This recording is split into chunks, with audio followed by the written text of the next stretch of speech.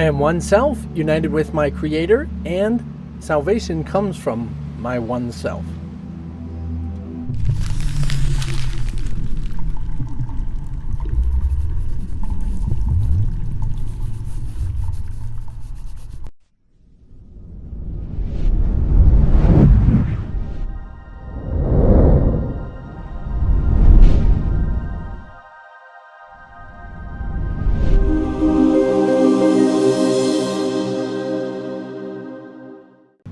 It's always wonderful to bring this back into your perception and remind yourself about salvation and what it's all about.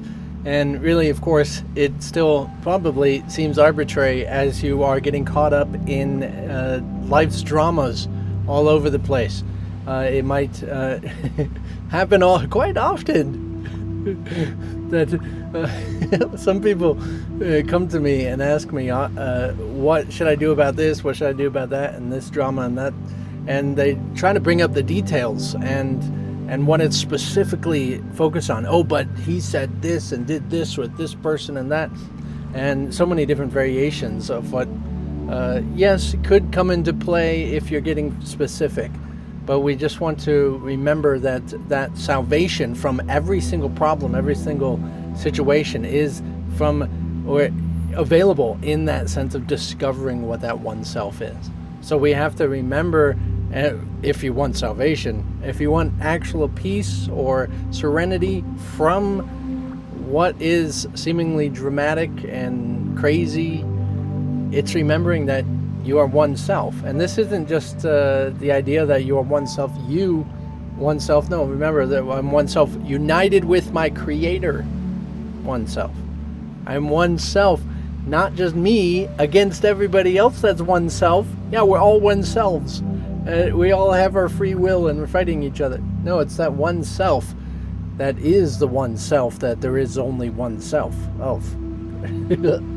That dreamer perspective. There is only one dreamer perspective. There is only one self. And that's where the salvation comes from. That's where essentially any obstacle can be surmounted if you take it on with that understanding that you are one self united with all reality and your Creator. That means anything that you're experiencing, you are united with as well. You're united with this obstacle, with this drama, with this craziness. It is united with its Creator as well. You're all united in this sense of one Creator. This is where your salvation to all of the difficulties, all the problems, everything, this is where it resides. You see it? Oh, I mean, yeah, you might have an idea, but until you're really experiencing it, and I remember back in the day when I was like, oh yeah, that makes sense, okay, and had no idea, no clue what it was. I mean, I had an idea, okay, I had a clue, that's about it. Clue is not the treasure, right? The treasure is after at least a few clues. But it's there, and of course, even as it states, it's in the back of your mind. It's there. It's never left you. The memory is there, and it's just simply kind of discerning from what is it and what is not it. So many different things trying to make it into something it's not. All sorts of different practices.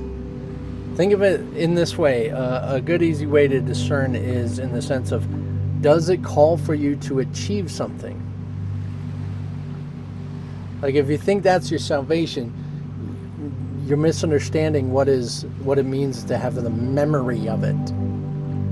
So the recalling that memory might be a good way of saying, yeah, okay, that's an achieving of it, yes, but it's still something that is already there. It's something that's already here within you. It's not something that you will gain or receive. The only thing that changes is your awareness of what you are, the awareness of who you are, not what you actually are. What you actually are does not need changing. It's perfect. It has the salvation, the freedom, everything you are looking for is right there in that what you actually are. You just aren't aware of it. See?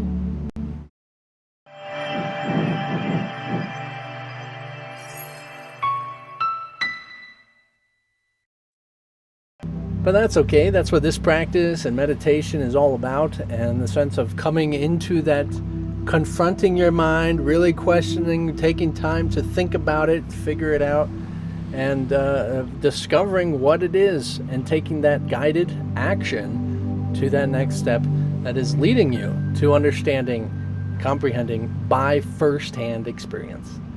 It's exciting. Salvation.